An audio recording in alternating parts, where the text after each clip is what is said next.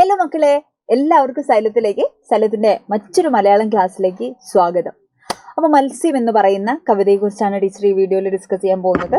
മത്സ്യം എന്ന് പറഞ്ഞ കവിത ഇഷ്ടമാണോ നിങ്ങൾക്ക്? വളരെ പ്രധാനപ്പെട്ട കവിതകളിൽ ഒന്നാണ് അല്ലേ മത്സ്യം എന്ന് പറയുന്നത്. അപ്പോൾ എന്താണ് മത്സ്യം എന്ന് പറയുന്ന കവിത എന്നാണ് നമ്മൾ പരിചയപ്പെടാൻ പോകുന്നത്. അപ്പോൾ ടി.പി. രാജീവൻ മലയാളത്തിലെ വളരെ പ്രധാനപ്പെട്ട ഉത്തരാധുനിക കവികളിൽ നിങ്ങൾ കവികലയെക്കുറിച്ചൊക്കെ പഠിച്ച സമയത്ത് ഉത്തരാധുനിക കവിതയുടെ പ്രത്യേകതകളൊക്കെ പഠിച്ചിട്ടുണ്ടാവും അല്ലേ. ഒരു പദത്തിന് തന്നെ ഒരു അർത്ഥത്തിന് തന്നെ അനേകം അർത്ഥങ്ങൾ ഉണ്ടാവുന്ന വാക്കുകളെ കുറിച്ചൊക്കെയുള്ള പ്രാധാന്യത്തെക്കുറിച്ചൊക്കെ നമ്മൾ പഠിച്ചിട്ടുണ്ട്. അപ്പോൾ അത്തരത്തിൽ വളരെ മനോഹരമായ ഒരു ഉത്തരാധുനിക കവിതയാണ് മത്സ്യം എന്ന് പറയുന്ന കവിത.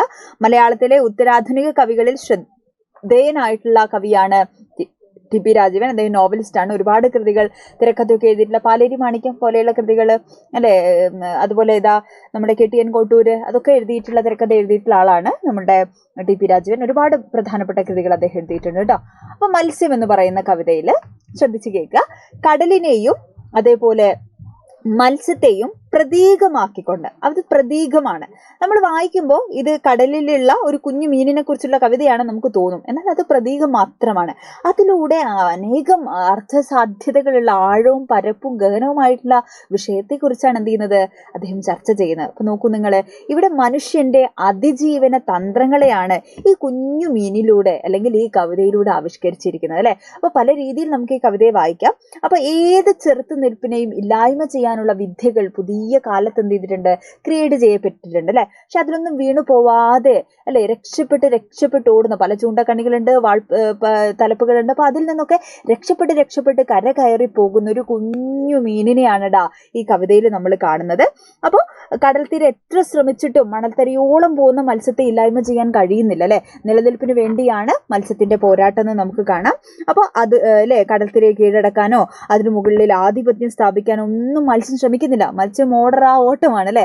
അതിന്റെ ജീവിതത്തിന് വേണ്ടിയാണ് എന്ത് ചെയ്യുന്നത്, കെട്ടിപ്പടുത്താൻ വേണ്ടിയിട്ടുള്ള അതിന്റെ ഓട്ടമാണ്. അപ്പൊ ഇതൊരു സാധാരണക്കാരനായിട്ടുള്ള മനുഷ്യന്റെ സ്വാതന്ത്ര്യത്തെയാണ് എന്ത് ചെയ്യുന്നത്, മത്സ്യം എന്ത് ചെയ്യുന്നത് ഇവിടെ റെപ്രസെന്റ് ചെയ്യുന്നത് അല്ലെ, പ്രതീകവൽക്കരിക്കുന്നത് നമുക്ക് പറയാം.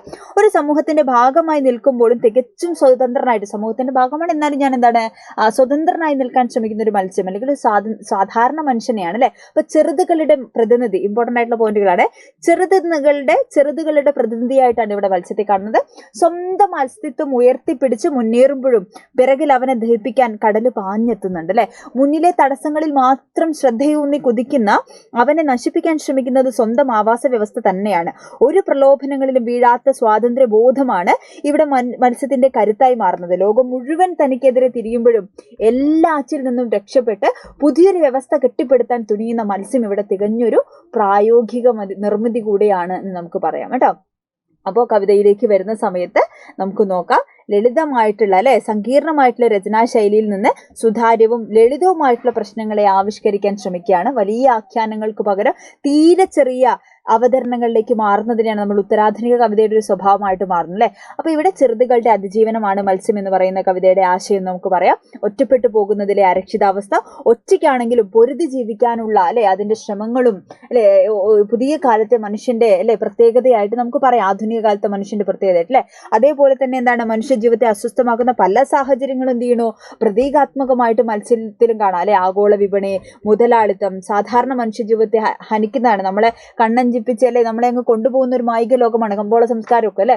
അപ്പൊ അതിലൊന്നും വീണു പോവാതെ അപ്പൊ അതിന്റെ ഒക്കെ സൂചനകളായിട്ട് കവിതയിൽ വലക്കണ്ണികളെ, പരുന്തിന്റെ ആക്രമണത്തെ, ഉപ്പളങ്ങളെ ഒക്കെ എന്ത് ചെയ്യണു, ഇത്തരം അപകട സാധ്യതകൾ വെച്ച് നെറ്റ് അല്ലെ, വലക്കണ്ണികൾ ഇന്റർനെറ്റ് ആവാം അല്ലെ, അങ്ങനെ പല അപകട സാധ്യതകളെയും കാണിക്കുകയാണ് അല്ലെ. അപ്പൊ ഇങ്ങനെ മനുഷ്യ സ്വാതന്ത്ര്യം ഇല്ലാതാക്കപ്പെടുന്നത് സ്വന്തം ചുറ്റുപാടുകളിൽ നിന്നാണ്.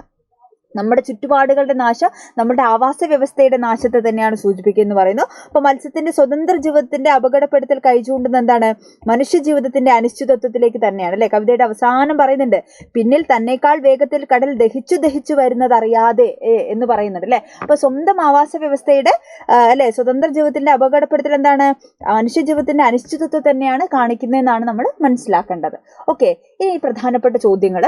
ആദ്യത്തെ എന്താണ്, മനുഷ്യന്റെ അല്ലെ പാർശ്വവൽക്കരിക്കപ്പെട്ട ഒരു ജനതയെ, മനുഷ്യ വിഭാഗത്തെയാണോ നമ്മുടെ മത്സ്യം പ്രതിനിധീകരിക്കുന്നത് എന്നുള്ളതാണ് ഇപ്പോൾ പുതിയ കാലത്തിൻ്റെ വർത്തമാന കാലത്തിൻ്റെ റിയാലിറ്റികളിലേക്ക് ചൂണ്ടുന്ന അല്ലെങ്കിൽ അത്തരം അവസ്ഥകളിലേക്ക് വിര ചൂണ്ടുന്ന ഒരു കവിതയാണ് മത്സ്യം എന്ന് നമുക്ക് പറയാം.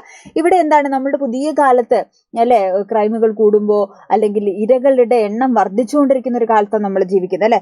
അപ്പോൾ ഈ പരുന്തിൻ കണ്ണുകൾ, ചൂണ്ടക്കൊളുത്ത്, ചതിക്കുഴികളുമായിട്ട് നമുക്ക് ചുറ്റും ആളുകൾ ഇങ്ങനെ കരുതിയിരിക്കുകയാണ്. മതന്യൂനപക്ഷങ്ങളാവാം, അവശജന വിഭാഗങ്ങളുണ്ട്, അരികുവൽക്കരിക്കപ്പെട്ട പാർശ്വവൽക്കരിക്കപ്പെട്ട സ്ത്രീകളുണ്ട്, അല്ല ഇങ്ങനെ ഒരുപാട് പാർശ്വവൽക്കരിക്കപ്പെട്ട മനുഷ്യരുടെ അത്തരം ജനതയുടെ പ്രതീകമാണ് ആക്ച്വലി മത്സ്യം എന്ന് പറയുന്നത്. പിന്നാലെ പാഞ്ഞു വരുന്ന ശത്രുക്കളിൽ നിന്ന് രക്ഷപ്പെട്ട് കുതിക്കുന്ന മത്സ്യം ചെറുതുകളുടെ അതിജീവനത്തെയാണ്, ഇത്തരം വിഭാഗങ്ങളുടെ അതിജീവനത്തെയാണ് എന്ത് ചെയ്യുന്നത് കവിതയിൽ കാണിക്കുന്നതെന്ന് ആലോചിക്കുക. പ്രലോഭനങ്ങളിൽ വീഴാതെ സ്വതന്ത്രമായി ജീവിക്കുന്ന അല്ലെ സ്വതന്ത്രമായി ജീവിക്കുന്നതിനെ വേട്ടയാടി പിടിക്കുന്ന തന്ത്രമാണ് എന്ത് ചെയ്യുന്നത് കവിതയിൽ നമുക്ക് കാണാൻ കഴിയുന്നത് എന്ന് ആലോചിക്കുക. ഓക്കെ, ദെൻ സ്വാതന്ത്ര്യവും സുരക്ഷിതത്വവും ഒരേ സമയം അനുഭവിക്കാനാവില്ല എന്ന തത്വമാണോ കവിത മുന്നോട്ട് വെക്കുന്നത് എന്നുള്ളതാണ് അല്ലെ.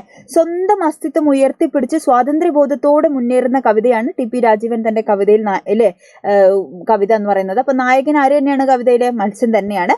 തനിക്ക് മുന്നേ കടന്നുപോയ തലമുറയുടെ ജീവിതമല്ല എന്ത് ചെയ്തത് മത്സ്യം കൊതിച്ചത്. എല്ലാ ശത്രുക്കളിൽ നിന്നും രക്ഷപ്പെട്ട് കടൽ തിരകളോട് പൊരുതി വേലിയേറ്റങ്ങളെയും വേലിയിറക്കങ്ങളെയും തരാം പോലെ നേരിട്ട് അവൻ ഒഴുക്കിനെതിരെ പൊരുതി നീന്തി ഇങ്ങനെ വിവിധങ്ങളായ യുദ്ധതന്ത്രങ്ങൾ നെയ്ത് സ്വാതന്ത്ര്യത്തിലേക്ക് കുതിക്കുമ്പോഴും അവനെ നശിപ്പിക്കാൻ തൊട്ടുപുറകിൽ ആരുണ്ട്? അവന്റെ ആവാസ വ്യവസ്ഥ തന്നെ തയ്യാറായിട്ടിരിക്കുകയാണ് അല്ലേ. അപ്പൊ ഇന്നത്തെ ലോകത്ത് സ്വാതന്ത്ര്യവും സുരക്ഷിതത്വവും ശാശ്വതമല്ല എന്നൊരു സൂചന കൂടി എന്ത് ചെയ്യുന്നു നമ്മളുടെ കവിത മുന്നോട്ട് വെക്കുകയാണ്. ക്ലിയർ ആണോ? ഓക്കെ ആണോ? ഇതാണ് മത്സ്യം എന്ന് പറയുന്ന കവിത. ചെറുതുകളുടെ പ്രതിനിധിയാണ് കവിത. പുതിയ കാലത്തെ സൂചിപ്പിക്കുന്നതാണ്. ഉത്തരാധുനിക കവിതയാണ്. ഉത്തരാധുനിക കവിതകളുടെ പ്രത്യേകതകൾ തീർച്ചയായിട്ടും നിങ്ങൾക്ക് മനസ്സിലാക്കി വെക്കണം. കവിത നിർബന്ധമായിട്ടും വായിക്കണം. ഇനി ഏതെങ്കിലും പാഠഭാഗം നിങ്ങൾക്ക് അല്ലെ കുറച്ച് സമയത്തിൻ്റെ ഉള്ളിൽ അല്ലെ ഒന്ന് വിശദീകരിച്ച് നമുക്ക് പഠിക്കണം എന്നുള്ള പാഠഭാഗങ്ങൾ ഉണ്ടെങ്കിൽ മക്കൾ കമന്റ് ചെയ്യുക, ഷെയർ ചെയ്യുക. അപ്പൊ എന്ത് ചെയ്യുക അടിപൊളി അയച്ചിരിക്കുക, നന്നായിട്ട് പഠിക്കുക. All the best.